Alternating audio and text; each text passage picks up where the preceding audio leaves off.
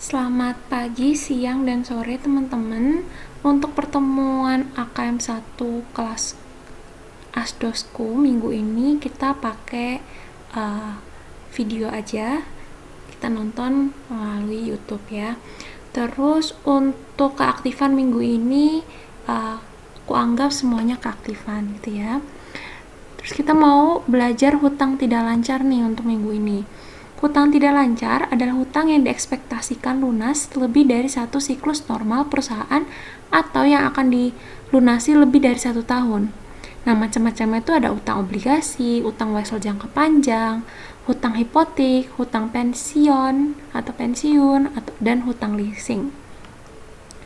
Untuk ini udah tahu pasti ya, debitur itu orang yang menerbitkan obligasi, kalau kreditur adalah orang yang meminjam. Terus ada yang harus diperhatiin nih kalau tentang kita mau nyatet obligasi dan schedule amortisasi. Yang pertama tuh nilai nominal obligasinya. Nah, ini tuh nilai dari obligasi itu sendiri pada saat diterbitkan. Misalnya nilai nominal obligasi sebesar 10 juta, berarti nilai nominalnya sebesar 10 juta gitu ya. Terus biasanya kalau di soal-soal kan ada persen-persennya ada 2 tuh ya. Nah, itu tuh ada stated rate atau SR atau kupon. Nah, ini tuh bunga yang tertera pada obligasi. Jadi itu bunga obligasinya. Terus yang kedua itu ada market rate atau MR atau biasa disebut yield. Nah, itu tuh bunga pasar, bunga yang sebesar bunga yang ada di pasar gitu ya. Untuk kondisi obligasi itu juga ada 3. Jadi yang pertama ada obligasi par value, di mana market rate sama dengan stated rate atau nilai nominal sama dengan harga jual obligasi. Terus ada juga keadaan premium, berarti MR lebih kecil daripada SR. Kalau diskon, MR lebih besar daripada SR. Terus kita harus lihat ini tanggal terbitnya berapa. Lalu pembayarannya apakah itu annually atau setahun sekali atau semi annually, setahun 2 kali. Biasanya kalau setahun 2 kali berarti dibagi 2, 6 bulan gitu ya. Terus umur obligasinya tuh berapa. Nah, untuk schedule amortisasi ini adalah rumus-rumus untuk mencari bunga yang dibayarkan, beban bunga pasar, amortisasi, sama nilai buku obligasinya. Catatan nih ya, untuk mencari harga jual obligasi, ini rumusnya. PV nilai nominal ditambah PV bunga, di mana present value nilai nominal adalah nilai nominal dikali PVIF, present value anuitas bunga adalah nilai nominal dikali SR dikali PVIFA. Nah, teman-teman, kalau misalnya soalnya tuh jahat, PVIF dan PVIFA-nya itu nggak diketahui, berarti mau nggak mau teman-teman tuh harus nyari sendiri. Caranya gini, kalau untuk nyari PVIF, K, N, K itu bunga pasar, berarti market value-nya, N itu umur obligasi, berarti kalau misalnya ini, PVIF-nya berarti K, N, bunga pasarnya berapa? 6, berarti 6, umur obligasi 5, berarti PVIF 6%, 5. Itu nyarinya adalah 1 dibagi 1 ditambah K itu tadi 6, terus dipangkatin N. N-nya berapa? N-nya 5 gitu ya. Itu untuk nyari PVIF dan PVIFA. Itu kalau misalnya PVIF dan PVIFA-nya nggak diketahui di soal, berarti kalian harus nyari sendiri. Ini rumusnya. Terus gitu ya, nanti yang ini bisa dibaca sendiri. Kita langsung aja ke soal. Jadi kemarin kan minggu lalu kita udah bahas 1-4 nih untuk hutang lancar. Sekarang kita bahas untuk hutang tidak lancar nih. Jadi di sini PT Dent menerbitkan obligasi 5 tahun dengan bunga 10% pada tanggal 1 Januari 2020. Nilai nominalnya itu 100 juta. Bunga obligasi yang dibayarkan itu annually tiap 1 Januari. Pada saat diterbitkan, bunga pasarnya itu 6% dan diketahui nilai PVIF dan PVIFA sebagai berikut. Jadi kalau diketahuinya ada 4 kayak gini, berarti kalian itu harus milih, teman-teman. Harus milih yang kalau untuk soal ini kita pakai yang mana gitu ya. Jadi teman-teman, kita harus untuk nomor 5 ini kita harus nyari dulu nih diketahuinya. Yang pertama, tanggal terbitnya. Tanggal terbitnya berapa? Tanggal terbitnya itu 1 Januari 2020. Nilai nominalnya berapa? Nilai nominalnya itu 100 juta. Kita tulis di sini. Stated rate atau bunga obligasi atau bunga kuponnya itu berapa? Itu 10%. Nih. Terus, market rate atau bunga pasarnya itu 6%.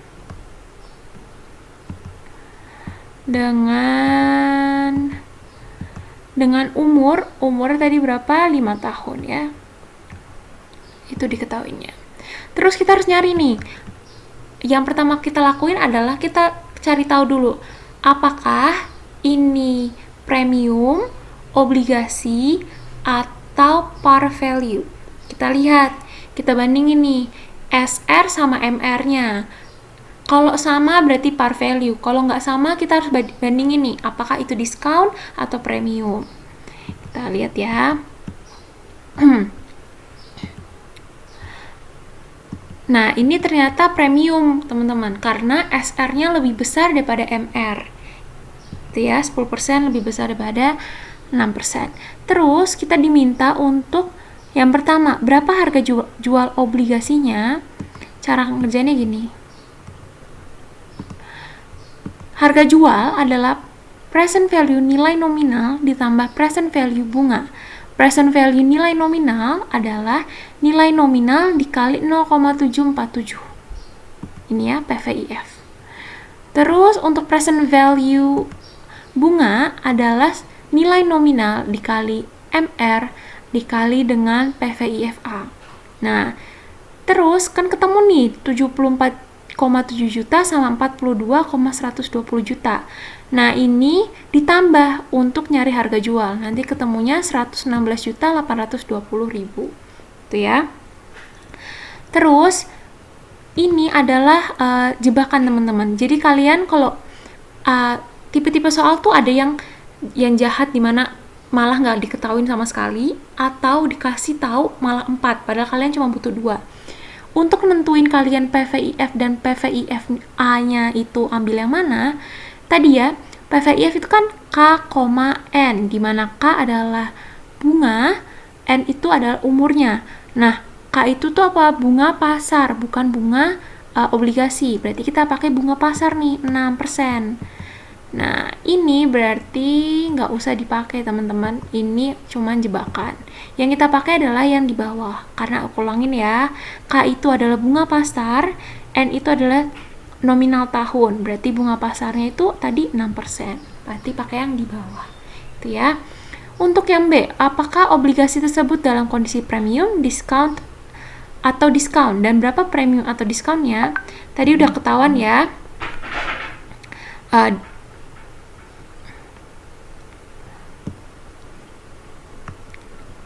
Tadi udah ketahuan kalau misalnya ini kondisi premium nih. Nah, untuk nyari nilai premium adalah selisih antara nilai nominal dengan harga jual. Berarti nilai nominalnya tadi 100 juta dikurangi, dengan harga jual. Harga jualnya 116 juta. Berarti 116 dikurangi 100 juta. Nanti ketemu 16.820. Oke, itu untuk premium. Terus berikutnya kita kerjain yang nomor 6. Jadi pada 1 Januari Pepsol Company itu mengeluarkan obligasi dengan face value atau nilai nominalnya $180.000. Umurnya 5 tahun dengan SR 2% dan MR 4%. Bunga dibayar setahun sekali, berarti ini annually. PVIF-nya ini sekian. Nah, ini PVIF dan PVIF-nya gampang ya, udah langsung diketahuin. Terus kita harus tentuin dulu nih, ini premium atau diskon. Nah, ini ternyata diskon ya, karena SR lebih kecil dari MR, berarti dia diskon. Terus yang A, hitung harga jual obligasi dan buatlah jurnal pengakuan hutang. Harga jual adalah face value dikali PVIF ditambah bunga, yaitu SR dikali fair value dikali PVIFA. Nanti dihitung dapatnya 163.973. Jurnal mengakui hutangnya adalah kayak gini, teman-teman. kas pada hutang obligasi. Kenapa? Kan kita mengakui hutang nih, berarti kan kita hutang kepada bank XX misalnya gitu ya. Kalau kita hutang berarti kan kita dapat kas ya kan? Kas. Terus muncul hutang, karena hutang itu liabilitas atau kewajiban, berarti posisi akun normalnya di kredit. Berarti hutangnya di kredit gitu ya. Karena ini mengakui hutang, berarti kita dapat kas, terus hutang muncul. Karena hutang muncul itu kewajiban, posisi akun normalnya di kredit gitu ya. Jadi ini jurnalnya. Terus untuk schedule amortisasinya adalah kalian boleh pakai heading, boleh nggak. Tapi ini cuma nunjukin kalau misalnya kalau mau pakai heading amortisasi kayak gini, schedule of bond discount amortization. Kalau ini bukan discount berarti schedule of bond premium amortization, tapi karena ini tadi diskon jadi discount amortization. Terus effective interest method annual interest payment, karena ini tadi annually tiap 1 Januari. Kalau ini semi-annual berarti method semi-annual interest payment. Terus tahunnya berapa tadi? 5 tahun, berarti 5 year, 2% bonds, 2% bonds sold to yield 4%. Yield itu kan tadi MR ya, berarti MR-nya 4%. Ini 2% ini bonds, maksudnya berarti bunga obligasinya sebesar 2% gitu ya. Terus ingetin, ini cuma buat ini aja sih, buat contoh. Tapi kalau emang ininya pakai bahasa Inggris, berarti ininya pakai bahasa Inggris gitu ya. Tapi ini karena untuk memudahkan kalian, ini jadi campur-campur gitu ya. Berarti kan kalau ini berarti date, ini cash paid, ini interest expense, amortization, carrying amount gitu ya. Untuk tanggalnya, karena ini 5 tahun, berarti kan ini mulainya dari 20, berarti 2021 sampai 2025. Tambahin aja 5 tahun.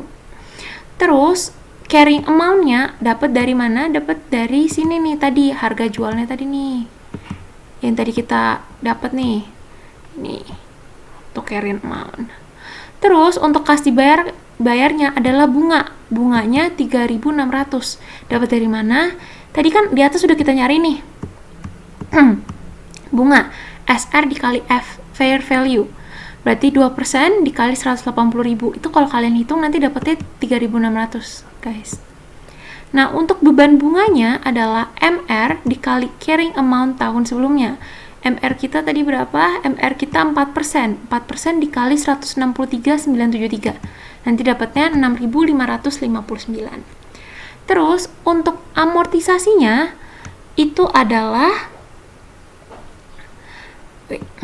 amortisasinya adalah beban bunga dikurangi kas yang dibayarkan. Berarti beban bunga dikurangi kas yang dibayarkan. Nanti ketemunya 2959. Jadi teman-teman dilihatin ya, kalau misalnya ini kan ada dibilangnya nilai dibulatkan. Tadi kan kalau kalian hitung nanti koma-koma. Nah, itu kalau misalnya dibilangin nilai dibulatkan, kalian boleh langsung bulatin aja gitu ya. Terus ini kenapa kita bikin nilai dibulatkan? Untuk memudahkan kalian aja sih ngitungnya.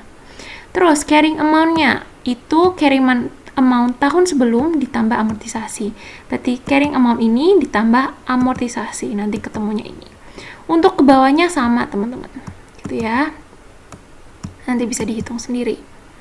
Terus untuk jurnalnya, tadi kita dibilang apa sih? Buatlah jurnal yang tepat. Nah, jurnalnya ada 2 nih. Kita diminta untuk 31 Desember 2021, berarti saat mengakui akrual bunga obligasi. Nah, itu adalah beban bunga pada hutang bunga dan hutang obligasi. Diambilnya dari mana, teman-teman? Diambilnya itu dari sini. Dari sini. Anggapannya gini. Anggapannya 31 Desember itu kan udah dihitung semua nih. Nah, untuk tinggal 1, nanti tanggal 1 tinggal dibayar. Kayak gitu ya. Makanya diambilnya untuk tahun 2022 tapi 1 Januari gitu. Terus untuk jurnal 1 Januarinya itu kayak gini. Hutang bunga pada kas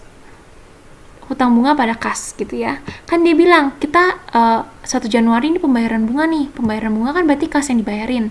Ini berarti ya teman-teman. Yorobun. Ini ya, dapatnya. Hutang bunga pada kas. Hutang bunga kenapa di debit? Karena kita bayar hutang bunga. Kalau kita bayar hutang bunga, kita ngilangin hutang. Karena hutang tadi posisi akun normalnya di kredit, saat kita bayar, berarti kita masukin ke debit. Kenapa kas di kredit? Karena kita ngeluarin uang. Kalau kita ngeluarin uang, berarti kasnya di kredit. Gitu ya. Oke, kita nomor 7. Sekarang. Nomor 7, pada 1 Januari 2021, Bia Company menerbitkan obligasi dengan nilai nominal sebesar 100 dengan umur 5 tahun. Terus, obligasi diterbitkan pada dengan bunga kupon sebesar 4% dan bunga pasarnya 4%. Pembayaran bunga secara annually setiap tanggal 1 Januari. Kita harus ngehitung harga jual obligasi sama bunga, buatlah tabel amortisasi diskonto dari obligasi tersebut gitu ya. Yang pertama kita harus nentuin nih, apakah ini par value, premium, atau discount.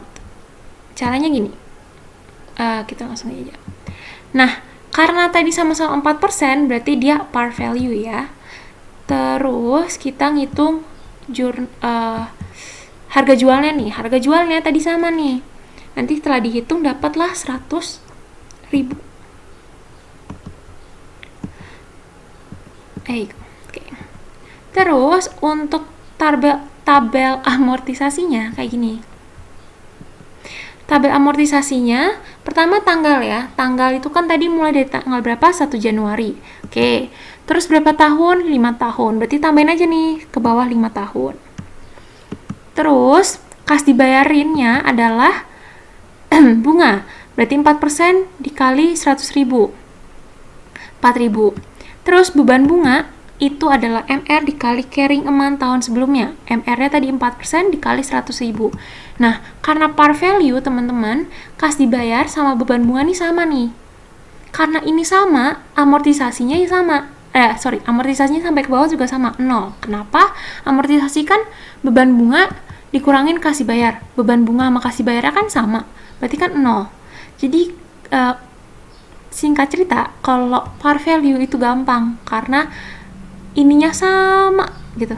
Lihatnya sama. Ya paling cuma beda tanggalnya. Kayak gitu, teman-teman. Selesai. Nah, itu untuk hutang jangka panjang udah selesai. Terus, teman-teman minggu ini jangan lupa untuk mengerjakan THT. Setelah selesai, itu nanti dikumpulkan di classroom. Udah ada tempatnya sendiri-sendiri. Kalau kalian hari Rabu, berarti kalian ngumpulinnya di tempatku. Kodenya BIA hari Rabu. Kalau misalnya Kamis, berarti ngumpulinnya yang hari Kamis.